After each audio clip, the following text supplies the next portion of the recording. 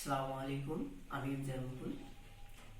বিসমিল্লাহির রহমানির রহিম। শুরু করছি মহান আল্লাহর নামে। In the name of Allah, the eternally merciful, the specially merciful।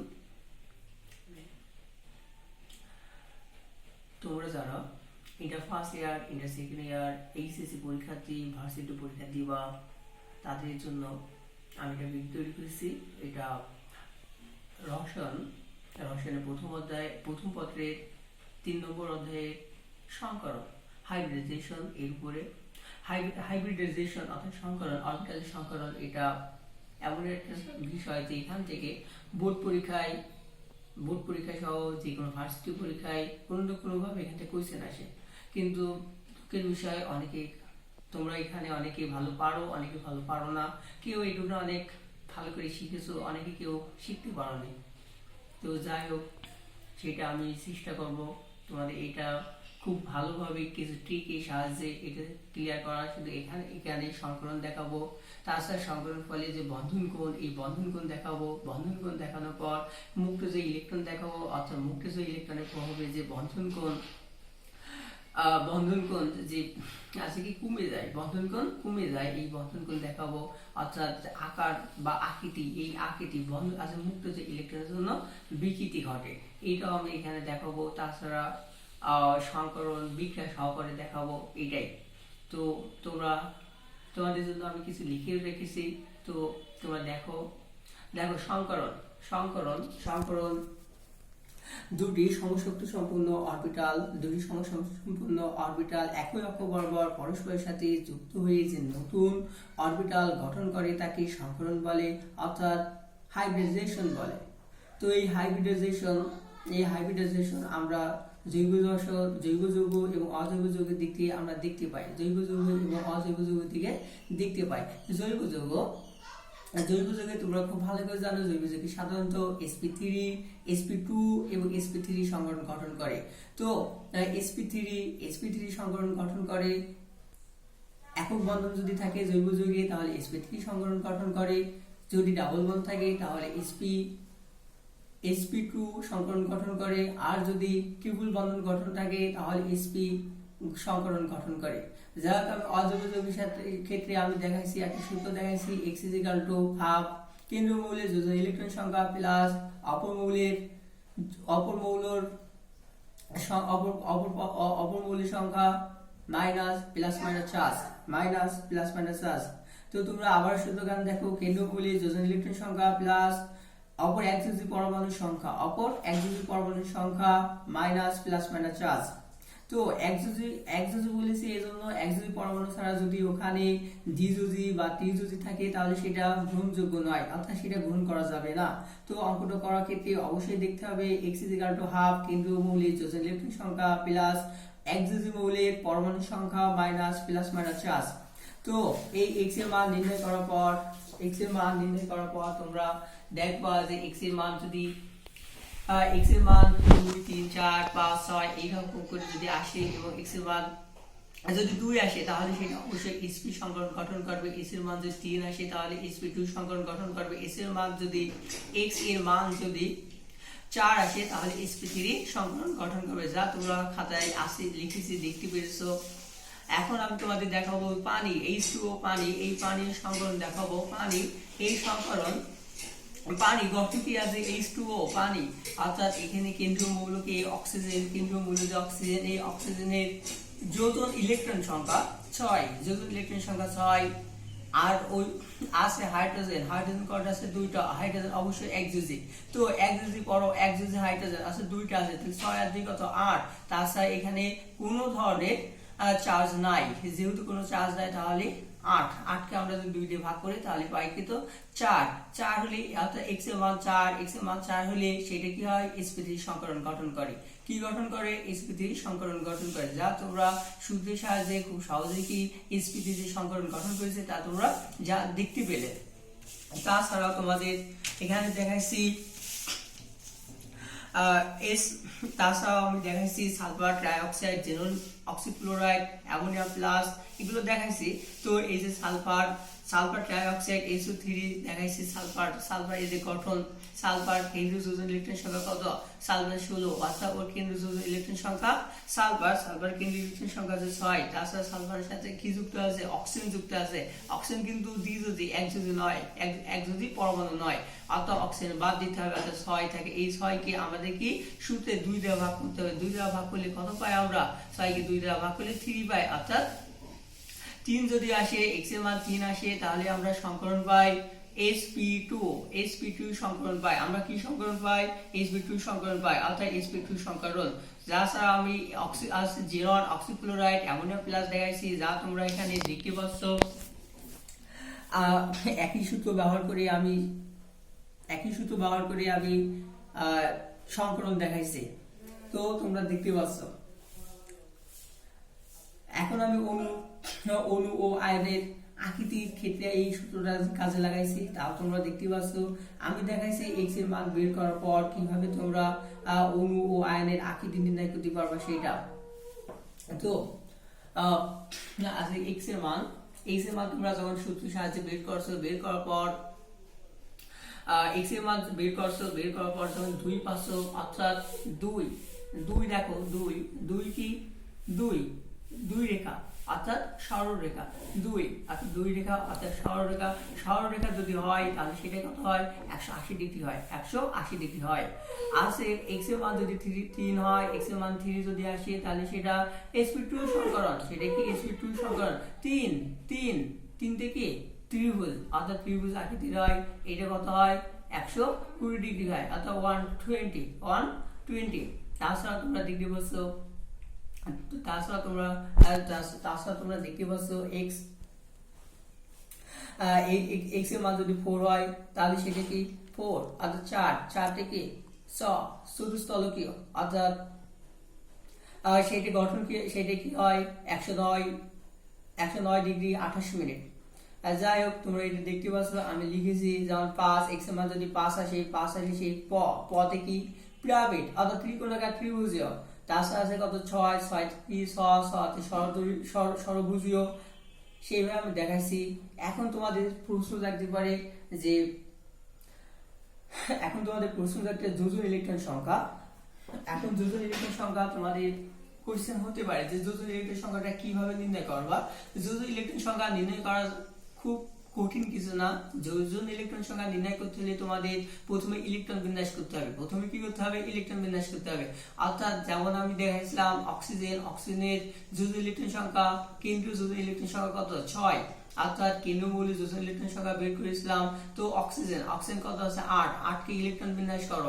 Electron বিন্যাস করলে কি দেখা যায়, 1s2 2s2 2p4। তো দ্বিতীয় নম্বর পর্যায়ে দেখো 2s2 2p4, অর্থাৎ সর্বশেষ শক্তি স্তরে ইলেকট্রন আছে কয়টা, 6টা, অর্থাৎ এই 6 অক্সিজেনের যোজন ইলেকট্রন সংখ্যা।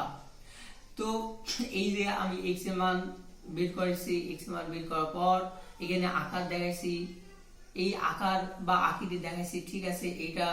এটা কিন্তু সবসময় একই হবে এর কোনো মানে নাই, কারণ এখানে নিঃসঙ্গ জোড় বলে একটা কথা আছে। নিঃসঙ্গ জোড় ইলেকট্রন যদি থাকে, নিঃসঙ্গ জোড় ইলেকট্রনের উপস্থিতির কারণে আমরা আছে কি lone pair greater than, lone pair বোন পেয়ার গ্রেটার দেন, আছে বন্ড পেয়ার যে বিকর্ষণ হয়, এর জন্য আকারের বিকৃতি ঘটে।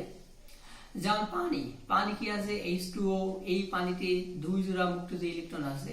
এই 2 জোড়া মুক্ত যে ইলেকট্রন থাকার জন্য পানি স্বাভাবিক যে গঠন ও ছিল কত, sp3, অর্থাৎ x এর মান 4 ছিল, অর্থাৎ sp3 সংকরণ হওয়ার কথা 109 ডিগ্রি 28 মিনিট, কিন্তু তা না হয়ে পানি ভি আকৃতির হয়। পানি কি আকৃতির হয়, ভি আকৃতির হয়, অর্থাৎ 104.5 ডিগ্রি এর গঠন করে, কোণ উৎপন্ন করে।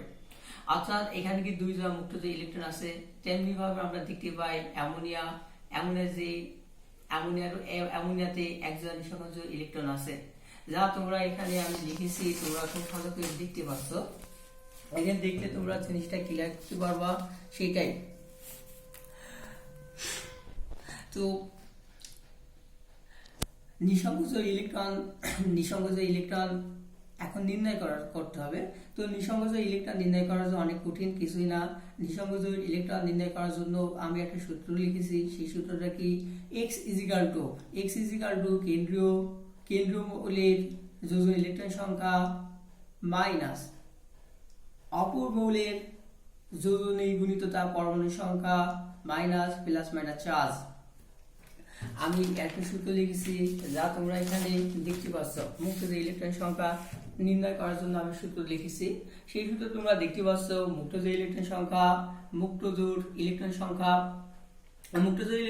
তোমরা দেখতে পাচ্ছ। মুক্ত যে ইলেকট্রন সংখ্যা আমি সেই সূত্র একই সূত্র হাফ ইন্টু কেন্দ্রীয় মৌলের যোজন ইলেকট্রন সংখ্যা মাইনাস অপমৌলের যোজনী গুণিত তার পরমাণু সংখ্যা মাইনাস প্লাস মাইনাস চার্জ। তো এখানে যে পানিতে আমি বলেছিলাম 2 জোড়া মুক্ত জোড় ইলেকট্রন আছে, সেটা নির্ণয় করেছি। মুক্ত যে ইলেকট্রন হাফ ইন্টু কেন্দ্রীয় মৌল অক্সিজেন এর যোজন ইলেকট্রন সংখ্যা 6 মাইনাস আছে হাইড্রোজেন 1 গুণিত তার পরমাণু সংখ্যা 2, অর্থাৎ যোজনী গুণিত পরমাণু সংখ্যা 2 মাইনাস কি মাইনাস 0 আছে, কারণ এখানে কোনো ধরনের চার্জ নাই। অর্থাৎ হাফ ইন্টু 6 মাইনাস 2, 6 মাইনাস 2 করলে কত 4 হয়। 4 কে 2 দ্বারা ভাগ করলে 2 হয়, অর্থাৎ 2 জোড়া মুক্ত যে ইলেকট্রন আছে। তো মুক্ত যে ইলেকট্রন তোমরা এখানে নির্ণয় করো, আমি দেখাইছি যা তোমরা দেখতে পাচ্ছ। মুক্ত যে ইলেকট্রন নির্ণয় করেছি, তাছাড়া সংকরণ x নির্ণয় করেছি। এই x নির্ণয় করে আছে কি এখানে আকার দেখাইছি এবং কোণ দেখাইছি, যা তোমরা দেখতে পাচ্ছ খুব ভালোভাবে। দেখো x এর মান সেই একই সূত্র, x হাফ কেন্দ্রীয় মৌলের যোজন ইলেকট্রন সংখ্যা প্লাস অপর একযোজী পরমাণু সংখ্যা মাইনাস প্লাস মাইনাস চার্জ। সেই সূত্র দিয়ে x এর মান বের করেছি এবং x এর মান বের করার পর যে x এর মান 2 3 4 5 6 যে হয়েছে, সেটা হওয়ার পর তোমাদের দেখাইছি কিভাবে এই যে কোণ গঠন এর আছে আকার হয়েছে এবং বন্ধন কোণ হয়েছে, তা তোমাদের দেখাইছে।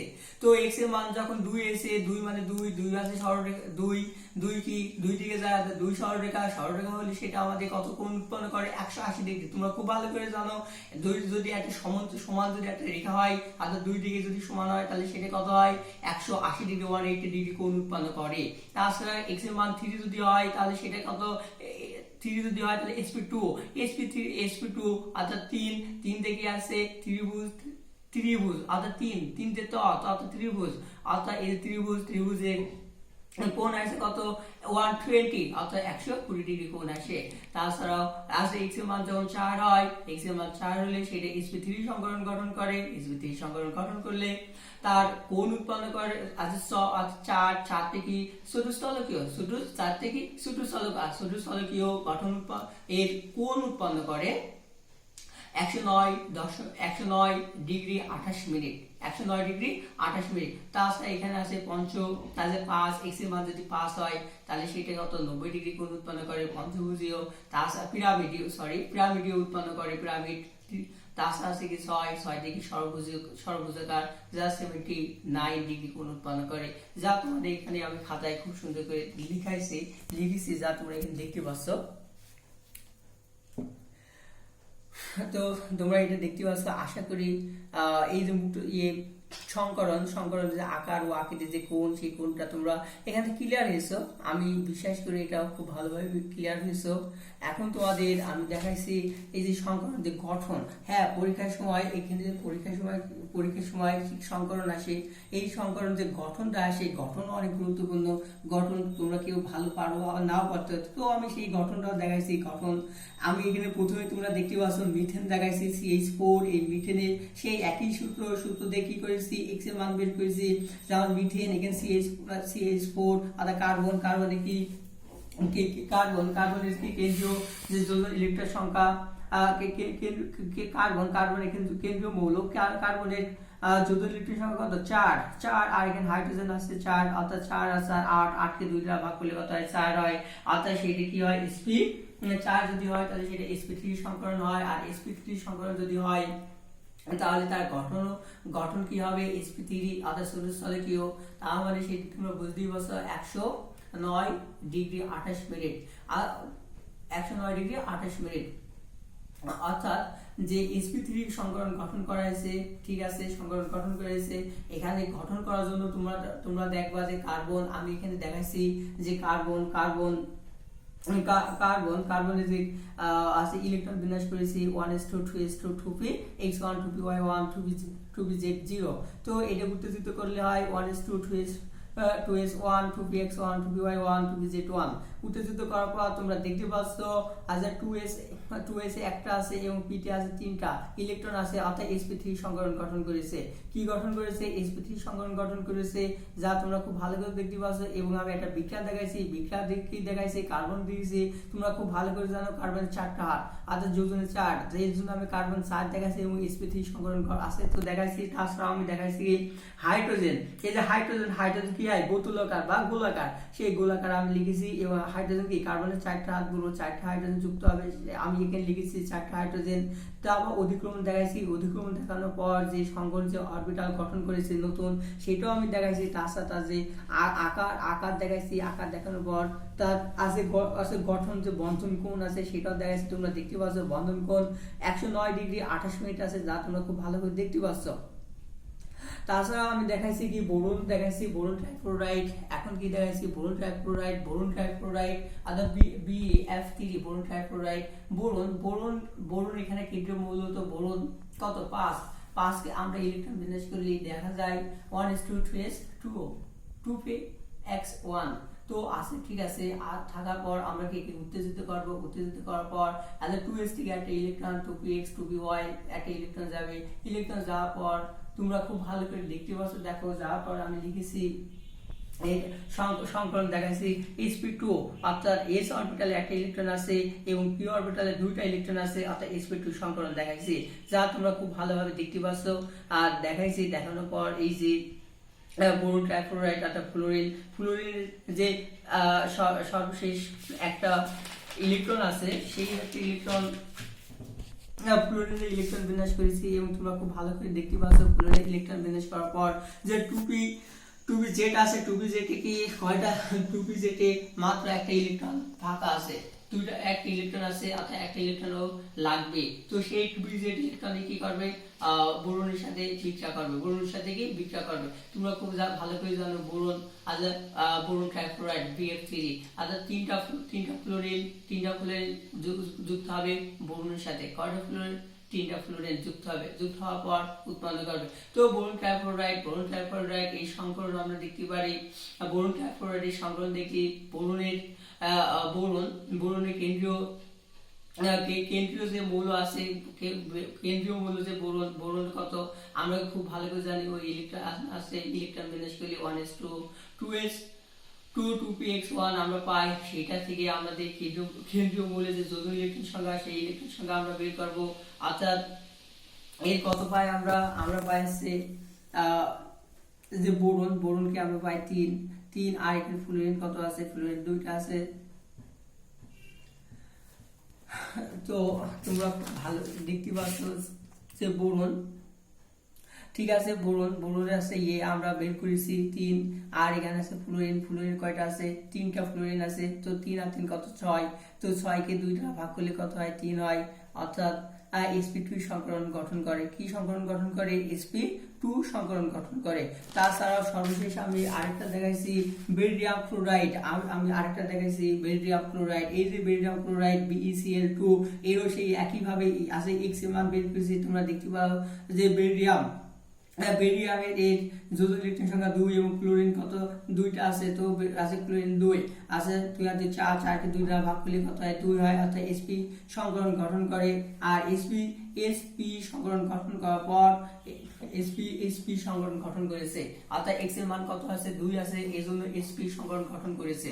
খুবই ঠিক আছে। sp সংকরণ গঠন করেছে। আর এটা কি 180 ডিগ্রি কোণ উৎপন্ন করে, 180 ডিগ্রি। আর খুব ভালো করে দেখছো যে x এর মান যেহেতু 2 আছে, x এর মান কত আছে? 2 আছে, তো 180 ডিগ্রি কোণ উৎপন্ন করবে। অর্থাৎ এখানে যে বেরিয়াম আছে, বেরিয়ামের আমরা খুব ভালো করে জানি বেরিয়ামের পারমাণবিক সংখ্যা 4, অর্থাৎ এর ইলেকট্রন বিন্যাস করে পাওয়া যায় 1s2 2s2। একে উত্তেজিত করলে 2s1 2px1 উৎপন্ন হয়, অর্থাৎ sp sp সংকরণ গঠন করে। আর sp সংকরণ গঠন করার পর যে ক্লোরিন থাকে, ক্লোরিন সবশেষে আছে 3pZ1, অর্থাৎ ওখানে একটা ইলেকট্রন খালি আছে, সেই ইলেকট্রন সেই 3pZ1 অরবিটালের সাথে সংকরণ গঠন করবে। সংকরণ গঠন করার পর সে সরলরেখা উৎপন্ন করবে। সরলরেখা উৎপন্ন করে, যা তোমরা খুব ভালোভাবে খাতায় দেখতে পাচ্ছ। সরলরেখা উৎপন্ন করেছে, কি উৎপন্ন করেছে? সরলরেখা উৎপন্ন করেছে। তো সরলরেখা উৎপন্ন করার পর কোণ উৎপন্ন করেছে 180 ডিগ্রি সংকরণ। অর্থাৎ তোমরা এই যে সংকরণ, এখানে আমি তোমাদের যে সংকরণ দেখালাম, তাছাড়া মুক্ত যে ইলেকট্রন সংখ্যা নির্ণয় করা দেখাইছি, বন্ধন কোণ, এবং যে আমি ঠিকই সাহায্যে যে তোমাদের কোণ এবং আকার বা আকৃতি নির্ণয় করার যে পদ্ধতি দেখালাম, এই থেকে আমার মনে হয় তোমাদের এখান থেকে যে কোনো ধরনের কোশ্চেন আসলে তোমরা পারবা এবং উপকৃত হবা, আমি বিশ্বাস করি। তো আজকে এটাই। ওকে।